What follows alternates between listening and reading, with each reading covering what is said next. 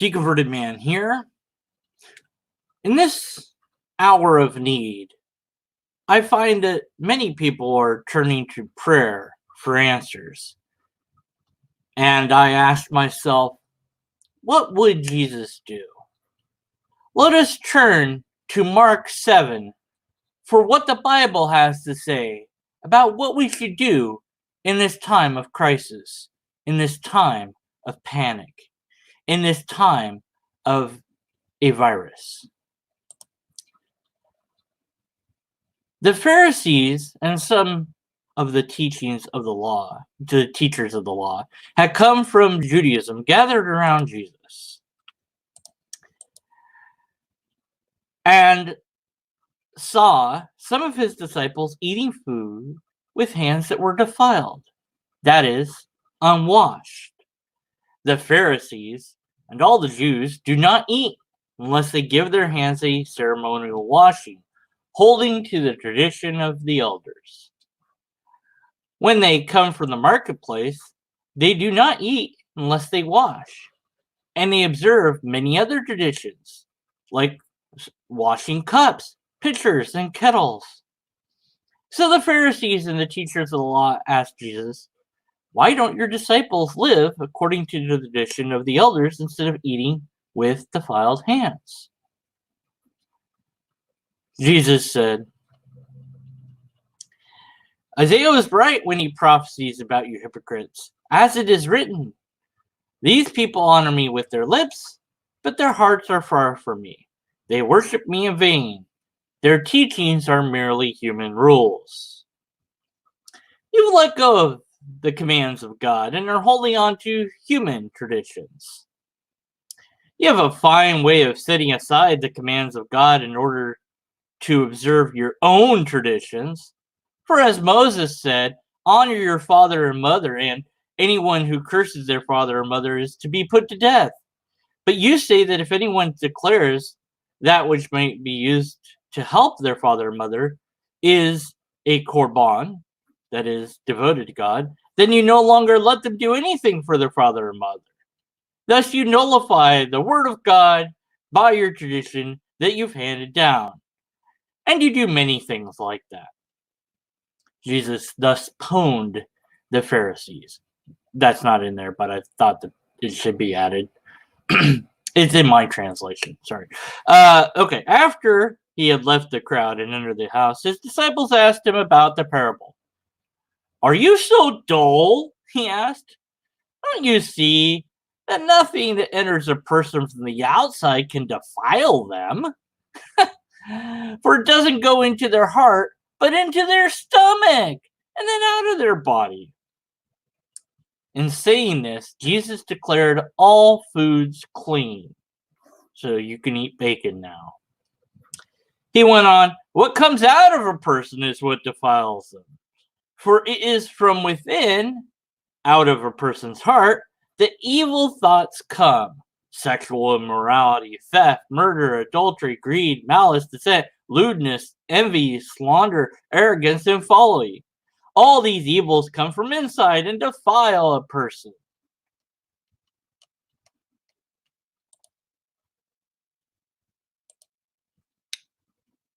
So you see, friends, Jesus did not answer the Pharisees with their question. Instead, he committed a red herring to shift to a completely unrelated topic and to completely distract from actually answering the question. Jesus was the best apologetic other than S.J. Thomason, but she's like, I don't know, number 2, 3. She's getting there, but Jesus will always be the best apologist. See, never answer the question. Yeah, Jesus would have made a great politician as well. Don't get me wrong. He dodged that question, and then he blamed the Pharisees, and then he blamed his own followers and showed them up too. Then he laid down some real good wisdom about how things in reality really work for real, for sure. There's no possible way to misunderstand what Jesus said. This isn't taking it out of context. You see, things that enter your body can't hurt you. They can't defile you. Only the things that come out. So, I guess that means spit, urine, feces, farts, burps, tears, snot, boogers. What else comes out of a body? If your hair falls out, then that would count. That could defile somebody. Or I guess that would defile you since it's coming out. So nothing. Vomit. Yeah. So nothing that comes into your body can hurt you. Only the things that come out of your body. So, the people that are wearing the masks for the contravirus today, they are actually in accordance to Jesus's idea because they're protecting people from what's going out of their bodies. Yeah. So, but you don't have to worry if somebody sneezes into your mouth because whatever goes in doesn't affect you. Right? That's what Jesus taught. So, it's only what comes out that defiles you. And what goes in doesn't. So you're fine. Don't worry about it. See? Nothing that enters a person from the outside can defile them. Unless the thing that entering you from the outside is entering into your butt and your, I don't know. The Bible's not really clear on if this only applies to guys or if it applies to women as well. But it's pretty much against things going into your butt. So I guess Jesus should have said anything that isn't a thing that's going into your butt is a thing that's not defiling you. But I'm sure that that's what Jesus would have said had he remembered that anal stuff was a big no-no. Now, the traditions of the people, who cares about that? They wash their hands in pots and pans. How silly and ridiculous is that? That's human rules. You don't need to worry about that. You only need to worry about God's rules, which say nothing about washing your hands. So don't worry about it. Now, why don't your disciples wash their hands?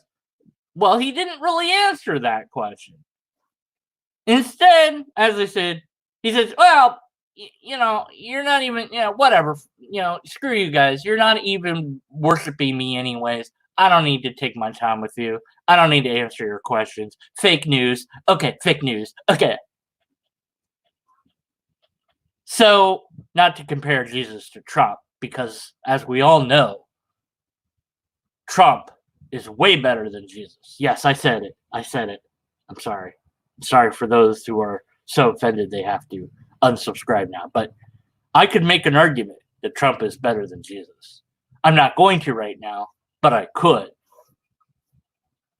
I kind of regret saying all that, so let's just pretend I never said any of that. See, and he set aside some of these commandments he was telling them, which is completely not answering the question, why can't you just answer why don't they wash their hands? That might be a good idea. Now, Jesus could have said, yeah, look, that's a good idea. Hey, disciples, wash your hands. Not because of tradition, but because there's these microscopic things that you can't see called bacteria and viruses that are really bad and it might kill you before you are supposed to die. But see, Jesus knew that he was going to conquer death, so it doesn't matter when you die as long as you believe in Jesus. So basically, Jesus is saying don't wash your hands because then you might die faster so that then you're with God, but only if you believe in Jesus. I'm pretty sure that's what he's saying here. Maybe I'm reading between the lines. Also, okay, I'm supposed to read the chat. Somebody's yelling at me. I'm sorry. I was looking at the other screen. Uh,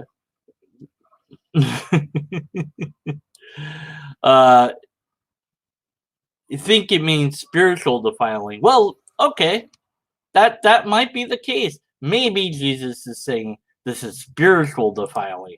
So, good point. Maybe that's what it means. Well, I'm kind of a dullard when it comes to stuff like this, so let's just see what it says. Let's see. Why don't your disciples live according to traditions of the elders instead of eating with defiled hands? You guys are hypocrites. You honor me with your lips, but your hearts are far from me. Your teachings are merely human rules. You've set aside these other commandments. You do all these things, and basically they're hypocrites.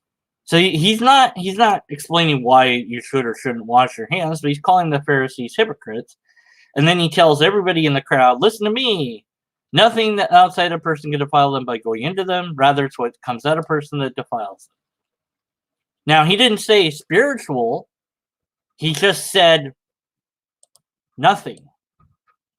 So, I mean, I suppose you could insert the idea that it's spiritual, but and then he's talking here about the things that come out of you, or things that are from your heart, which isn't where things come from other than blood, but whatever. Okay, so your evil stuff, that's bad. Yeah, okay, sure, but then he's also saying, well, these evils come from inside and defile a person, but I thought anything that went inside you couldn't defile you. So because it comes out. So if you leave it inside, I don't know. It doesn't make any sense. So I suppose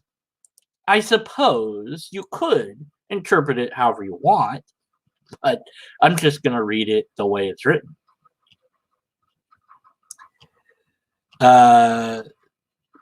So yeah, tradition. Yeah, Jesus had better hair than Trump. Well, there's some debate about that. But anyways, let's not derail the chat by my own words that I said, that I'm pretending that I never said.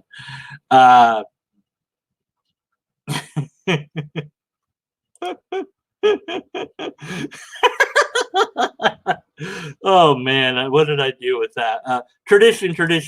Right. Yeah, well, the tradition of washing your hands is a pretty good tradition, regardless of why it's a tradition. They're doing it for like it's a ritual cleansing. Okay, well, their motives and ideas for why they're doing it might indeed be flawed, but the outcome is still good. Why didn't Jesus take this time to say, look, your traditions are pointless, all right? But the washing of hands is good. We just don't need it to be a tradition. It just needs to be something that you do for your own benefit. Traditions you can let go, but there's certain practices like washing your hands that are good ideas to do because of these viruses and bacteria. And then later on, us pesky skeptics and atheists would be like, wow, Jesus knew about viruses and bacteria? How did he know about that stuff? That's amazing. That would have been pretty darn compelling. But it seems to me that Jesus is advocating for not bothering to wash your hands. After all, the disciples are still eating with gunky hands. I mean, these hands were yucky enough for the Pharisees to notice that they were dirty. So, my word, those have got to be some dirty hands. Jesus didn't tell them, hey, guys, wash your hands. He didn't bother. He didn't care at all that they hadn't washed their hands. So what would Jesus do? Jesus would say, touch your face, all up in your face, cough in your hands, touch other people's faces, And don't worry about it, because whatever goes in you isn't as important as the whole, adultery and theft and murder and all that different stuff that might come out of you. Which, yeah, that stuff is bad, but also viruses are bad. Yeah. So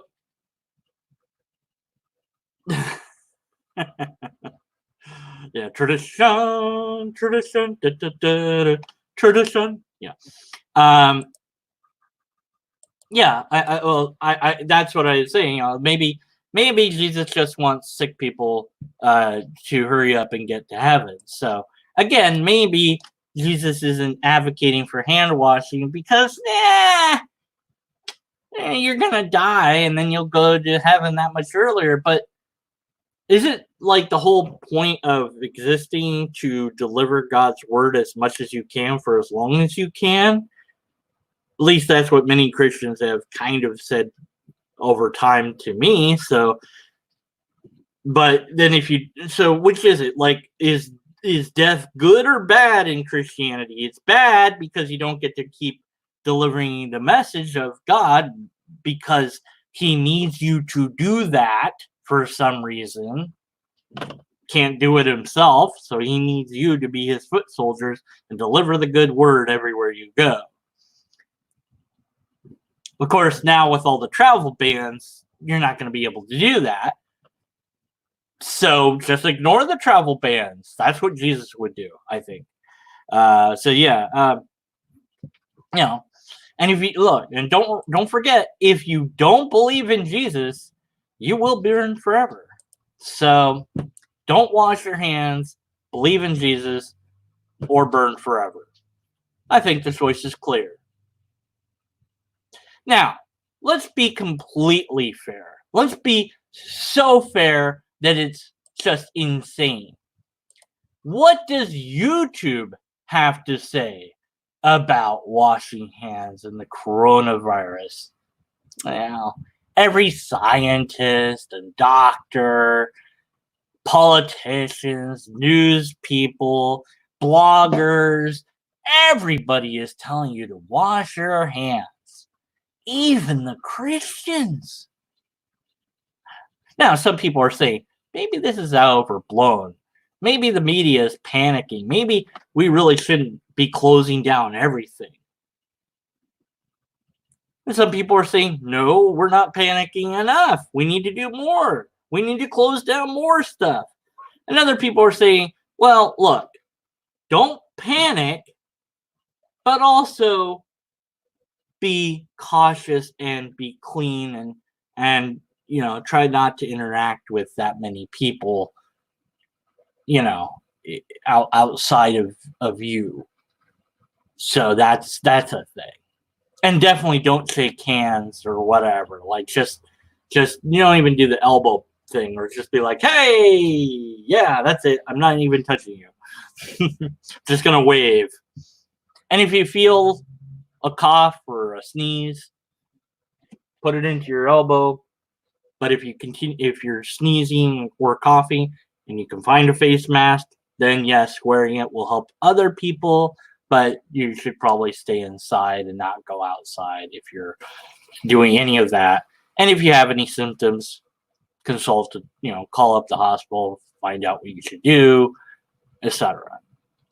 But again, that's not what Jesus said to do. So I just thought that this was a good time to remind people of Mark 7 from a logical, skeptical perspective. I'm just reading the word as written. And maybe it's out of context. I don't know. I mean, maybe Jesus didn't mean not to wash your hands, even though basically that's exactly what he implied, if not outright said. He didn't tell his disciples, hey guys, wash your hands are dirty, wash your hands. Jesus was more concerned about the behavior of people, not the cleanliness of the body. But also later on, it says to treat your body like a temple. and you do clean the temple, but you also offer sacrifices in the temple, which would then make it dirty again. So I don't know. I guess you just have to decide what parts of the Bible to believe and what parts to try to not believe, or make up some excuse for why they're written the way that they're written. So, what to do? What do we make of this? Is this another proof that Jesus was not perhaps the wisest man of all time? That maybe some of Jesus's teachings weren't good? Maybe I'm taking it too literally. It's possible. But if you're going to have to make excuses for the structure that it has, then why is it written in this way? Why isn't it written in a more clear way? Well, did the translator fail? Perhaps. And if they failed, then that means the whatever version you're reading is not the version that you should be reading. So what version should you be reading? Does that mean you have to learn the original languages and read it in that language? Maybe. But then you have to find out when that was found. Where was it located? Now that's some more research you have to do. You know, it's just too much work. It's easier just to believe that Jesus was talking about behavior of trying to follow the letter of the law and be perfect, even though you can't really do that and you'll wind up a hypocrite, versus don't worry about that stuff, but do worry about how you behave, because that's different. Aren't they basically the same, though? I mean, anyways. All right.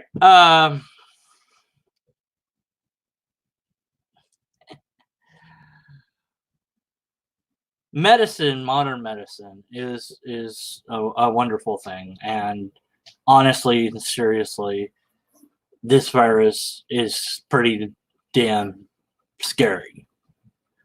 But hoarding toilet paper isn't going to help at all, and so let's stop doing that, because I can't find any toilet paper at all. So look, just buy one thing. Just do it normally. Just behave as you normally would.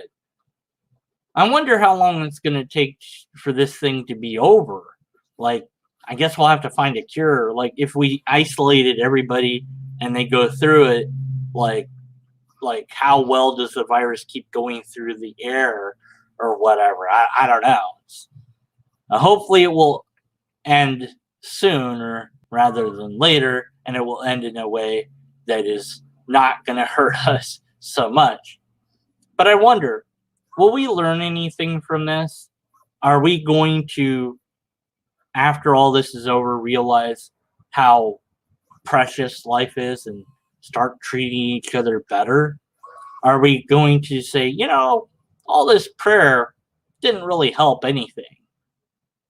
Are we going to try to understand each other's differences and look past them, or even try to negotiate with them to come to civil understandings and agreements, even if ultimately we disagree on X, Y, or Z? Are we going to learn how to be kind and loving people? Nah, probably not. I don't think so. We're probably just going to go back to the way things have always been. But wouldn't it be nice that this crisis could bring us all together? I'd like to hope for that, but I'm far too jaded. All right. Well, thanks for listening. And I'd have to say, I don't recommend doing what Jesus would do in this case. Wash your hands. Thanks for watching. If you disagree with anything I said, that's fine, but you're wrong. But comment why you're wrong in the comments below, and I'll tell you that you're wrong. Well, I mean, you won't look at it as you being wrong, but I'll just put whatever in your comments. Not your comments, my comments. Do something in the thing below, Now maybe you posted words in chat, so you're like, nah, I already did that.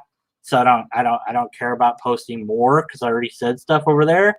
But remember, the chat is only for a limited time, whereas the comment section is more there, and it will look like more. It counts more. Maybe I don't know how YouTube works, to be honest. So thanks, like or don't like or share or whatever you're supposed to do. Hit the bell. About to say, and Johnny came in way too late. You know, all these people in chat. Hi, Reason Vision. Hi, Wild Heart. Hi, Emotionally Mimic Psychopath. Hi, Johnny. Did I miss anybody in chat? Sorry, Reason, that I wasn't paying attention to chat earlier. He yelled at me. He was like, hey, chat. Anyway, so this is the time when I would fade out in an edited video, but I don't have the ability to slowly fade out. So it's just, I think I'll just do this. And I'll like melt into, there we go. Goodbye. Don't forget about lobsters or something. Yeah, be skeptical. Yeah, bye-bye. Bye. I look like a tribble there. All right, I'm going to end this broadcast. Yeah, it's probably going to get flagged or something. Oh, wait, it's still broadcasting. Oh, okay. I've faded all the way.